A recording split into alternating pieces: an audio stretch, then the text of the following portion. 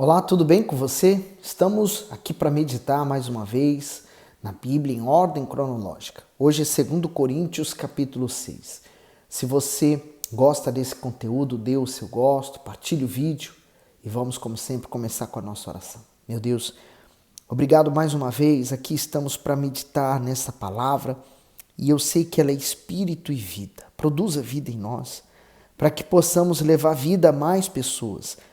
E eu agradeço por essa pessoa que está acompanhando comigo. Meu Deus, eu não sei a necessidade que ela tem, mas eu peço que o Senhor a responda e dê a ela, meu Pai, a saída para aquilo que ela precisa. Eu consagro e entrego essa meditação em Tuas mãos. Peço que o Senhor ilumine a nossa mente. Que assim seja. 2 Coríntios, capítulo 6, versículo 1.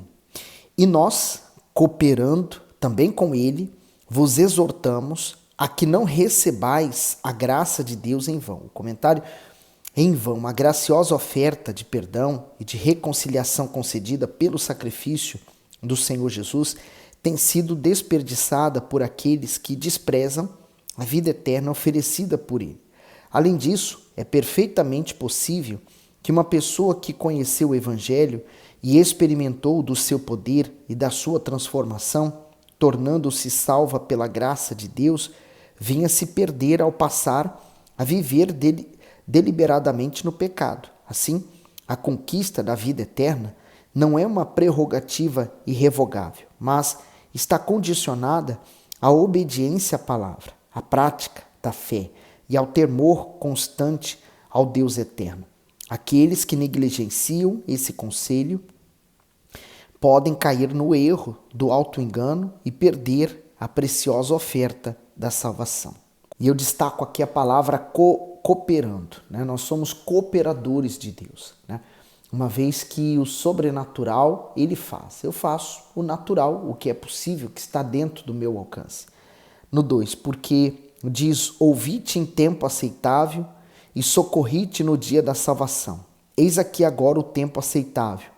Eis aqui agora o dia da salvação. Comentário do 2, o dia da salvação. A proposta do Altíssimo em prover perdão e salvação é destinada ao ser humano hoje. E significa que o Senhor oferece ajuda e misericórdia, mas é preciso que aquele que ouve o seu apelo por meio do Evangelho atenda urgentemente a sua voz. Quem recusa ou protela a decisão de entregar a sua vida ao Salvador pode não ter uma nova chance adiante. E eu acho isso tão interessante, né? Nós estamos no ano aceitável do Senhor, né? Todos nós podemos nos voltar para Ele e sermos aceitos. Mas haverá o dia da vingança, né? O dia da vingança do nosso Deus. Esse dia, aqueles que não aceitaram, né, o Senhor Jesus como Senhor e Salvador vão pagar o preço. 3.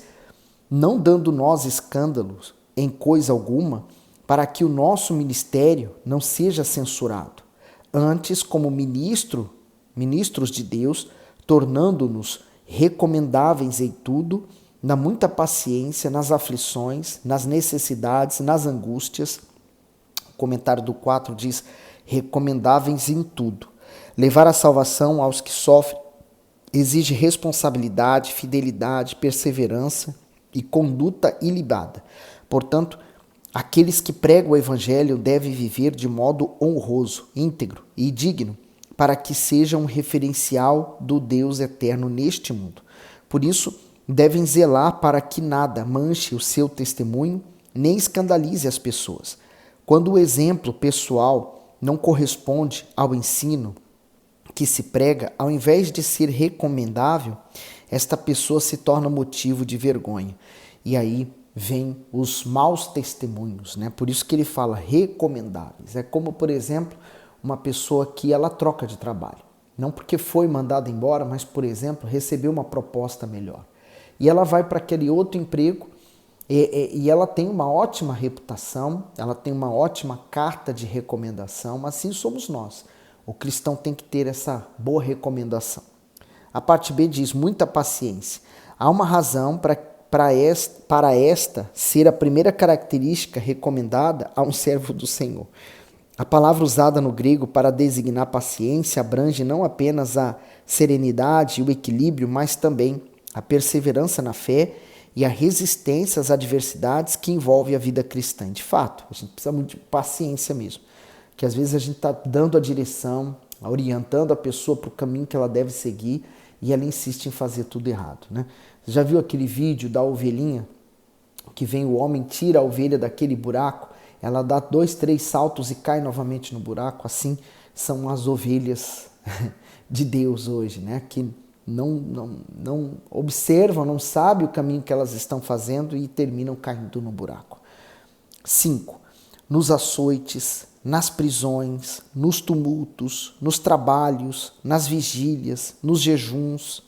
O comentário dos 5, marcas físicas e emocionais. Paulo especifica alguns dos sofrimentos injustos a que foi submetido, como açoites, prisões e confrontos, ao enfrentar aflições, necessidades e angústias. Tanto a sua alma quanto o seu corpo foram subjugados a pressões que o conduziam a depender inteiramente do Senhor Jesus. Portanto, o propósito das adversidades é ensinar o ser humano a perseverar na fé e a confiar de forma absoluta na fidelidade de Deus. A parte B, eu já leio, o envolvimento dos servos de Deus com a sua obra requer a entrega voluntária da própria vida. Não se trata de um cargo profissional em que a pessoa tem que cumprir horários e atribuições bem definidas, e sim de um chamado divino para o exercício do serviço sagrado. Para compreender melhor, Paulo descreve a abnegação e a dura disciplina a que eles se submetiam para atender à demanda da obra do Altíssimo. Eram tantas as urgências que eles trabalhavam muitas vezes até a exaustão. Além disso, sacrificavam horas do seu descanso e das suas refeições nas vigílias e nos jejuns para se dedicar às necessidades emergenciais dos sofridos. Assim, embora sacrificassem o seu corpo ao extremo, renunciavam a si mesmos com alegria, pois consideravam que receber do Senhor o mais alto privilégio que alguém pode ter é servi-lo. Hoje as pessoas não querem passar nem por 1/3 do que o apóstolo passou, né? Mas nós vamos seguir firmes nesse propósito. Hoje nós temos muita facilidade para pregar o Evangelho, porque não somos açoitados por pregar o Evangelho como ele foi, né? Mas hoje nós temos mais liberdade. E por ter mais liberdade, nós vemos a pessoa desistir com mais facilidade também. 6. Na pureza, no conhecimento, na longanimidade, na benignidade, no Espírito Santo, no amor não fingido, na palavra da verdade, no poder de Deus, pelas armas da justiça, à direita e à esquerda. O comentário daqui diz virtudes espirituais. O exercício do ministério sagrado depende da capacitação exclusiva do Espírito Santo. Essa capacitação acontece à medida que ele encontra humildade e submissão na pessoa, pois é o Espírito Santo quem revela aos seus escolhidos o conhecimento da obra redentora do Senhor Jesus e os seus efeitos sobre a humanidade. Essa obra torna os que creem longânimos e benignos, a fim de tolerarem e suportarem as afrontas sofridas sem revidar. Além disso, frutifica neles o amor genuíno pelas almas e, finalmente, lhes concede as armas da justiça, que é a armadura divina, a fim de os equiparem plenamente para o combate da fé. A arma da direita, que é a espada do Espírito, ou seja, a palavra de Deus, tem a função ofensiva, de ataque. Já as da esquerda, como o escudo da fé e o capacete da salvação, têm a função de defender a fé. E como disse o bispo, né, defender a fé, a sua fé. Não defenda a Deus, não defenda a palavra de Deus e nem a igreja que você frequenta, porque não vale a pena. Defenda a sua fé, guarde o seu coração. Né? Foi as orientações de Deus. 8. Por hora e por honra e por desonra, por infâmia e por boa fama, como enganadores e sendo verdadeiros, quer dizer, eu me vejo nisso aqui, porque realmente por ser pastor e principalmente da Igreja Universal, que eu frequento, que eu sou pastor, nós somos tidos como enganadores, como falsificadores do evangelho, mas falando a verdade. Mas eu sei da minha consciência, né? Ela está lavada pelo sangue do Senhor Jesus e na sua palavra. 9. Como desconhecidos, mas sendo bem conhecidos, como morrendo, e eis que vivemos, como castigados e não mortos, como contristados, mas sempre alegres, como pobres, mas enriquecendo a muitos, como nada tendo e possuindo tudo. Então, quer dizer, enquanto ele levava as pessoas a uma fé revelada na sua palavra, a palavra de Deus, essas pessoas então tomavam posse das riquezas divinas e das materiais também. Mas ele continuava vivendo a sua vida de forma humilde, né? No 11, ó Coríntios, a nossa boca está aberta para vós, o nosso coração está dilatado. Não estáis estreitados em nós, mas estáis estreitados nos vossos próprios afetos. Quer dizer, o estreitado, né? O que amarra uma pessoa, né? São os sentimentos do coração. Os sentimentos, os 6 sentidos, né? Eles não servem para nada no ambiente da fé. A fé exige uma fé, uma crença no invisível, né? Uma certeza. E essa certeza, você não precisa de provas, você simplesmente crê e acabou. E por isso que quando a pessoa ela manifesta a fé na palavra de Deus, né? Ela não tem dúvida. No 13, ora, em recompensa disto falo como a filhos, deleitai-vos também vós. Não vos prendais a um jugo desigual com os infiéis, porque que sociedade tem a justiça com a injustiça? E que comunhão tem a luz com as trevas?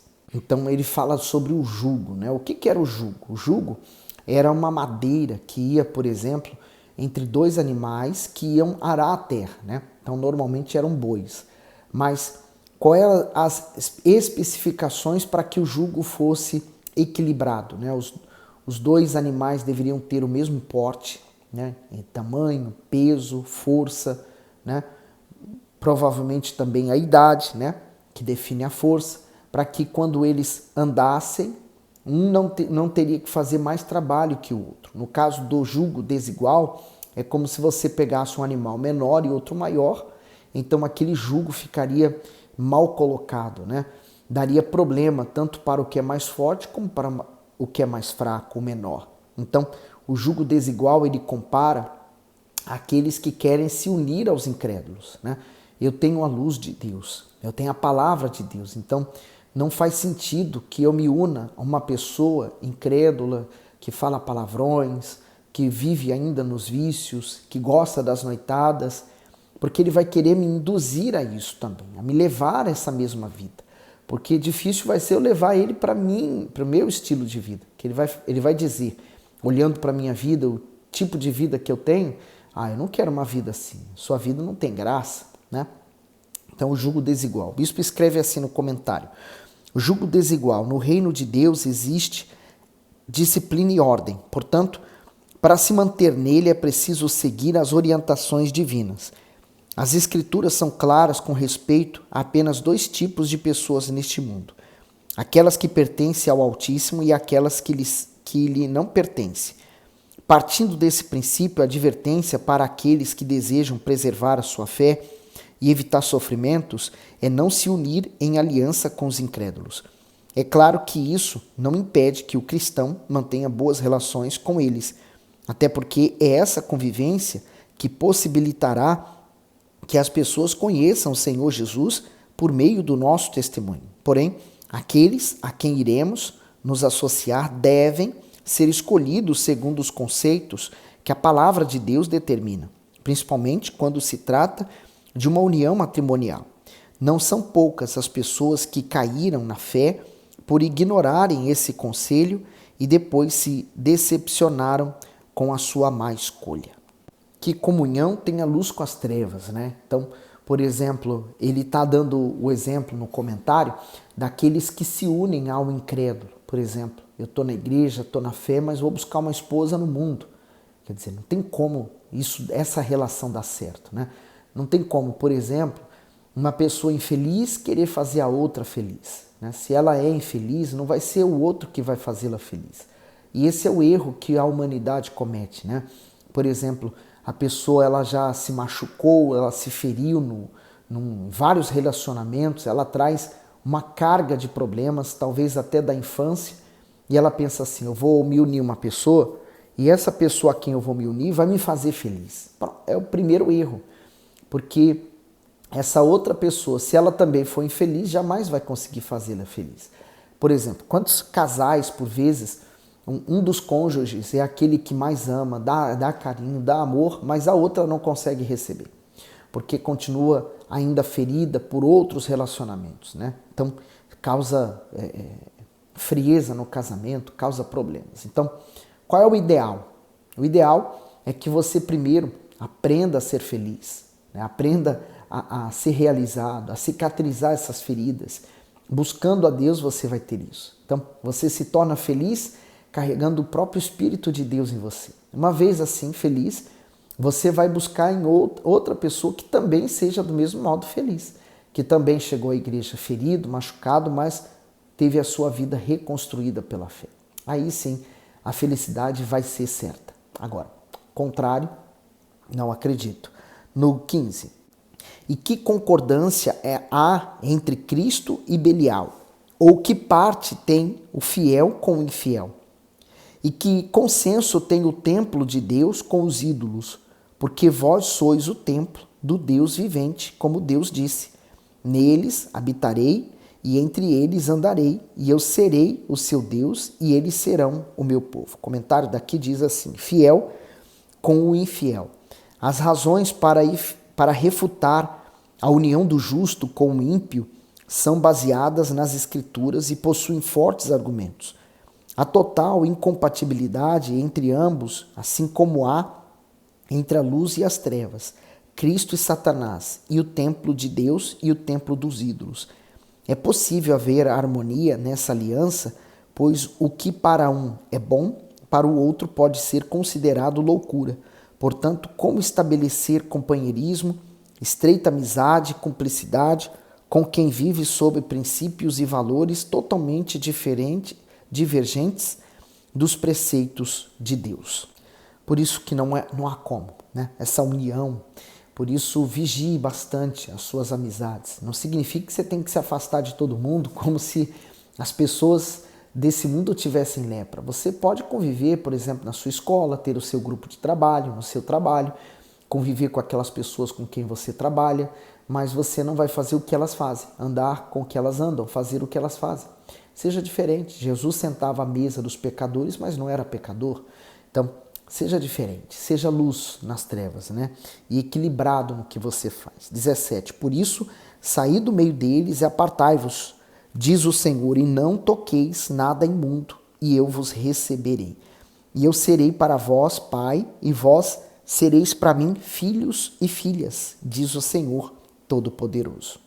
Esse é o desejo de Deus, que todos se tornem filhos e filhas do Pai, para que possam desfrutar das suas grandezas. Quem é filho tem, então, a presença do Pai junto. Tudo que é do Pai é do Filho. Por isso, lute por isso, né? Anseie por ser um filho, uma filha de Deus, tá bom? Que Deus continue abençoando, iluminando você cada vez mais. Fique bem.